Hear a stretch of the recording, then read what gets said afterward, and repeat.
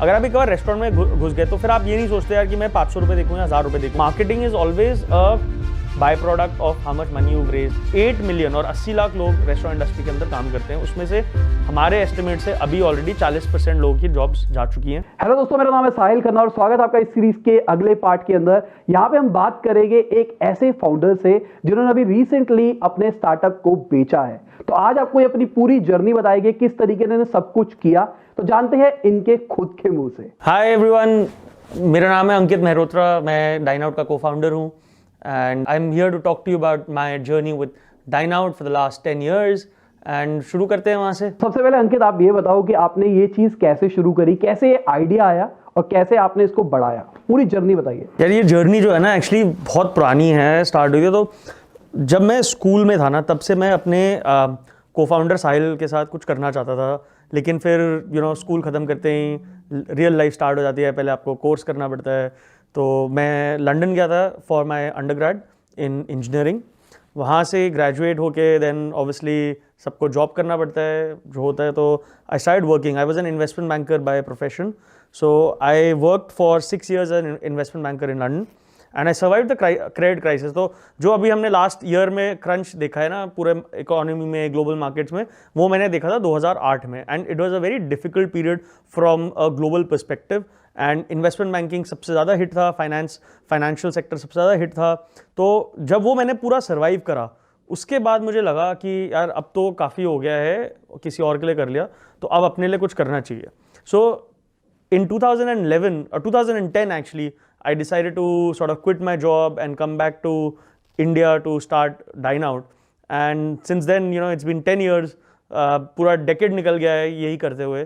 तो yeah, it's been a great ride and a great journey। तो basically idea आपके दिमाग में कैसे आया? तो आइडिया बहुत ही सिंपल था actually. The great thing about ideas is जो हम आज कर रहे हैं और जो वो हमने कभी सोचा ही नहीं था कि हम कर रहे होंगे 10 साल पहले। तो मैं लंदन में था और मेरा को-फाउंडर साहिल वो यूएस में था और हम लोग बार बार जो है ना जब बाहर खाने जाते थे तो हम लोग कोई ना कोई रेस्टोरेंट ऐप यूज़ करते थे कि टेबल रिजर्व कर लो या कौन से रेस्टोरेंट्स हैं क्या है उनको देख लो।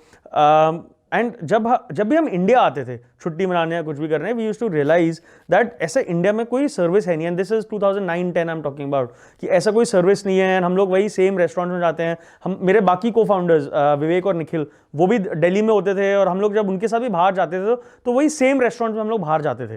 तो हमें डिस्कवरी का बड़ा प्रॉब्लम होता था, रेस्टोरेंट डिस्कवर करने का। एंड तब हमने सोचा था कि हमें कुछ करना चाहिए एंड वहाँ से ये आइडिया स्टार्ट हुआ था। 2010 is when Sahil moved back to India and I moved back to India in early 2011 and since then we've been working on this idea and DineOut was born in February 2012 and वहाँ से journey start हुई हमारी। तो initial investment आपने खुद करी थी सब दोस्तों ने मिलके? हाँ, तो एक्चुअली हमारा क्या था, all of us me, Sahil, Vivek, Nikhil, हम चारों we all had a corporate career of 5-6 years before. In fact, Vivek 10 साल के लिए मर्चेंट नेवी में था। तो राइट आफ्टर स्कूल 2002 से 2011 तक वो सेल करता रहा। द इंटरेस्टिंग थिंग इज़ कि हम में से चारों में से 3 जनों ने कभी इंडिया में काम ही नहीं करा था। मैंने, साहिल और विवेक ने कभी इंडिया में काम ही नहीं करा था। निखिल था दिल्ली में।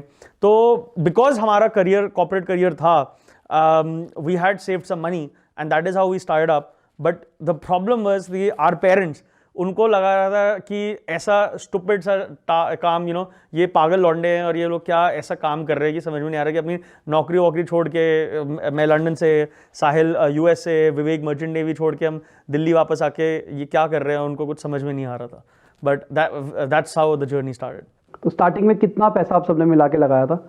यार अब तो so I think it's important for since from the time we left our jobs and came back to India, तब से लेके 6 months of starting DineUp, we were bootstrapped for the 6 months। तो हमारी फंडिंग जो एंजल राउंड ऑफ फंडिंग या जो आप first round of funding जो भी बोलो वो हमारी हुई थी 6 months आफ्टर स्टार्टिंग अप। तो during that period I think वो 1 साल के अंदर हमने कुछ 60-70 लाख तो लग गया था बिटवीन अस। ठीक है, तो उस टाइम पे आपने जब अपने पहला राउंड इन्वेस्ट किया, मतलब फंडिंग का लिया, तो उस टाइम पे आपके पास कितने कस्टमर्स आ चुके थे? कस्टमर्स की देखो, to be honest, in the restaurant industry technology कोई जानता नहीं था और इंडिया में उस टाइम का ये माहौल नहीं था। आप this is 2000 again I'm repeating 2010-11 because 2020 is very different from 2010, and people who started up in that sort of time frame know the fact that there was no technology. तो जब और हम भी उस टाइम 25-26 साल के थे, तो जब हम रेस्टोरेंट वालों को जाके बोलते थे कि हम आपको एक प्लेटफॉर्म बना रहे हैं और वेबसाइट बना रहे हैं और कस्टमर्स भेजेंगे, तो किसी को कोई मानता नहीं था। तो मुझे आज तक याद है, मतलब हमारे पहले जब हमने वेबसाइट स्टार्ट करी थी 2012 29 फरवरी, it was a unique date as well. So on 29 फरवरी 2012 जब हमने वेबसाइट स्टार्ट करी थी, तो हमारे पास सिर्फ 75 रेस्टोरेंट्स थे दिल्ली के अंदर। एंड हमारा आइडिया था कि जैसे यूएस में और यूके में ऑनलाइन टेबल रिजर्व होता है, वैसे ही इंडिया में लोग ऑनलाइन टेबल रिजर्व करेंगे। बट 29 फरवरी को हमने स्टार्ट करा और 1 मार्च को हमें रियलाइज हो गया कि यार प्योर ऑनलाइन तो इंडिया में काम करेगा नहीं, तो हमें एक कॉल सेंटर सेटअप करना पड़ा और सब करना पड़ा। तो you can say that first day के अंदर ही हमें पिवट करना पड़ा थोड़ा अपना model from online to offline.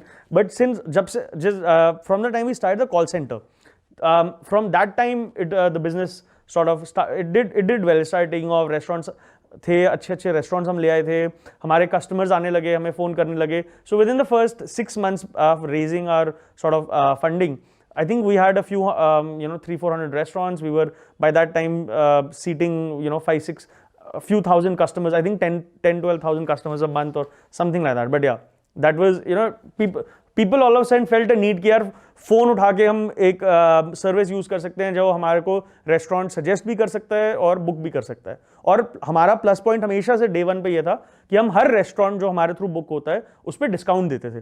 तो वो मनी सेविंग एंगल इंडियंस के लिए बहुत इंपॉर्टेंट था, and that is something that is still to the core of Dineout. तो ऑन बोर्डिंग के अंदर भी आपको कुछ दिक्कतें आ रही थी स्टार्टिंग में, और अगर आ रही थी तो क्या रेशियो रहता था, कितने लोगों को अप्रोच करने के बाद, क्योंकि एकदम नया था उस टाइम। करेक्ट। आज तो जोमेटो सब आ गए। हाँ। तो कोई भी जाएगा वो कहेगा हाँ कर दो लिस्ट, पर उस जमाने में एकदम नया था, तो कैसा रेशियो रहता था?